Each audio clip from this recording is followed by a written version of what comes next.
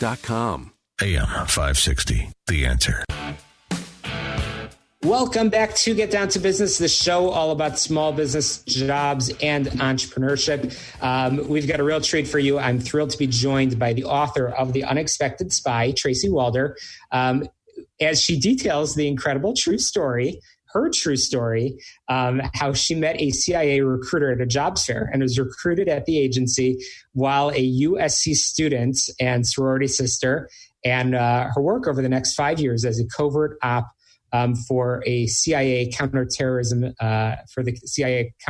center, assuming aliases, thwarting terrorist attacks, and hiding in trunks of cars on the way to debrief terrorists at black sites. It's a fascinating story, and I'm thrilled to have the author with me on the show. Welcome, Tracy. Thank you so much for having me. Absolutely. So you talk about your phenomenal story. This was not quite the life that you expected to live. No, it was not. Tell us a little bit about what your plans were and how things transformed into the world of CIA and FBI. Sure. I went to college to be a high school history teacher. I can't remember a time where I didn't want to do that. I had a rather influential professor, though, who sort of encouraged me to think about careers outside of the classroom as well. So, I started interning at museums, looking at jobs in the government. And then I was really influenced ultimately by Peter Bergen and Peter Arnett's interview with Osama bin Laden in 1997. It's fascinating. And so I guess that's what led to when a CIA recruiter talked to you, you continued the conversation. Yes. I went to a career fair and there were lots of different people recruiting at that career fair. And I saw a table for the CIA and it kind of piqued my interest. And I happened to have my resume on me at the time because I was applying for an internship opportunity in Washington, D.C. So I had gone ahead and given him my resume. So the lesson that I took out of your book, and we'll get deeper into the details, but you tell some of the tales and some of the stories from your time at the CIA and FBI. But a lot of it, what I take out of this is the lesson where you are teaching young women, young people in general, encouraging them to find a place in service in the FBI, CIA, State Department, and Congress, so they too can change the world. I can tell you, I'm 30. I joined the Army, the Army Reserves, and committed service, and that's been a big part of my life as well. Is trying to use me as an example to inspire others to serve in some capacity. In terms of the reaction to the book, are you finding that people are being receptive to that message, or people are simply saying, Tracy, you're crazy. You led your crazy life. I want no part of it. Oh, no. Everyone, first, thank you for your service. I would say that it has been overwhelmingly and incredibly positive. And many, many women and men have reached out to me, how can I get into these careers? What do you recommend, for us? I gave a speech at the Spy Museum, and over 20 of my former students who now work in the government came to my book signing there. And so it was really great to see them and to sort of see it come full circle. So no, the reception has been very, very good. It was #1 in audiobooks, so did well. No, I'm thrilled for that, and congratulations on the success. So you accomplished a fantastic career, and that career continues as you continue to serve as an inspiration to others. But for many folks that are listening, they do not feel connected or think that a career in one of the 3-letter agencies is possible. You probably did not think that a career in a 3-letter agency was part of your future. We talked about that earlier. What are some of the things what's some of the advice that you would share with somebody listening that doesn't feel that there's any possibility for them? So I think the biggest problem and the biggest roadblock for a lot of people is perceptions that we see in pop culture. I'm older than you, I'm 41, 42. And so when I applied, there was absolutely no pop culture references to both the CIA and the FBI. I mean, in fact, there wasn't even a new James Bond at that point. So for me, I had absolutely zero expectations. So for me, it was, well, why can't I apply? There was no sort of barrier for me.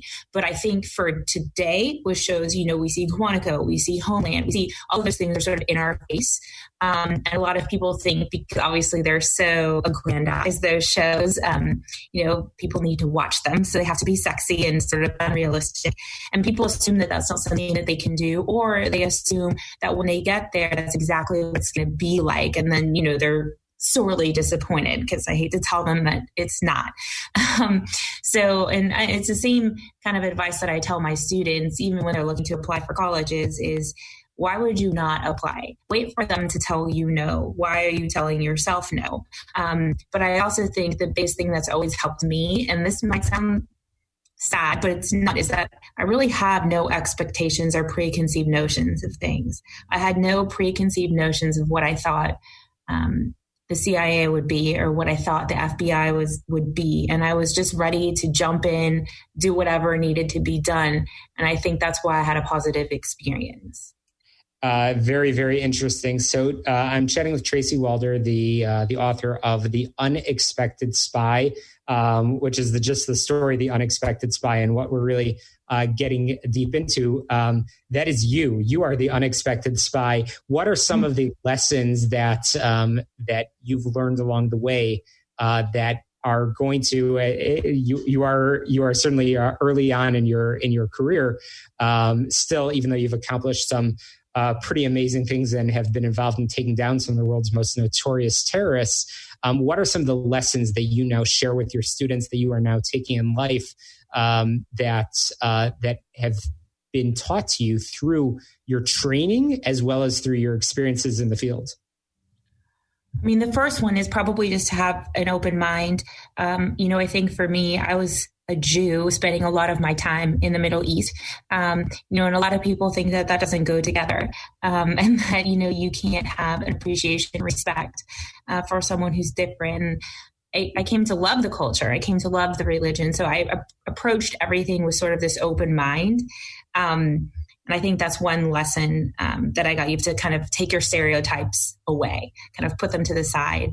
I think the other one too is to probably stand up for yourself more and fight for yourself a little bit more. I learned that lesson at the FBI, and to have a little bit more confidence in who you are.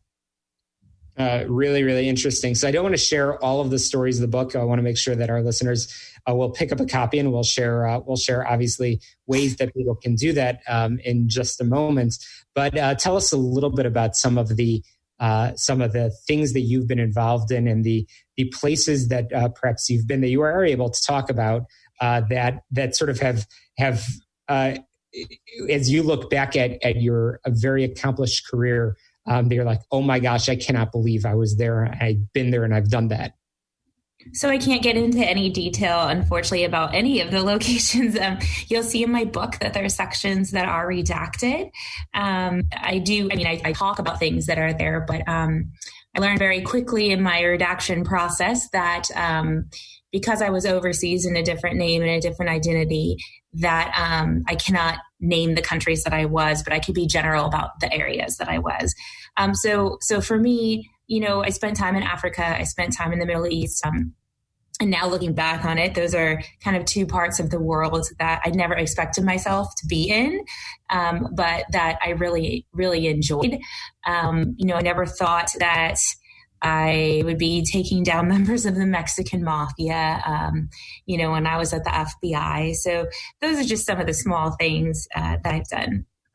And there are quite a few redactions, but there are still quite a few remarkable stories, inspirational lessons, and interesting experiences. It is a remarkable read, The Unexpected Spy by Tracy Walder, From the CIA to the FBI, My Secret Life Taking Down Some of the World's Most Notorious Terrorists. Absolutely thrilled that you were able to join us on Get Down to Business. Tracy, how can people find the book and learn a little bit more about you and your background? Sure. The audiobook is obviously available anywhere. You can get it on Amazon, Barnes & Noble, Target, whatever your local bookstores are. Also, you can see me on Twitter, Tracy_Walder, or my website, tracywalder.com. Those are probably the best ways to reach out to me.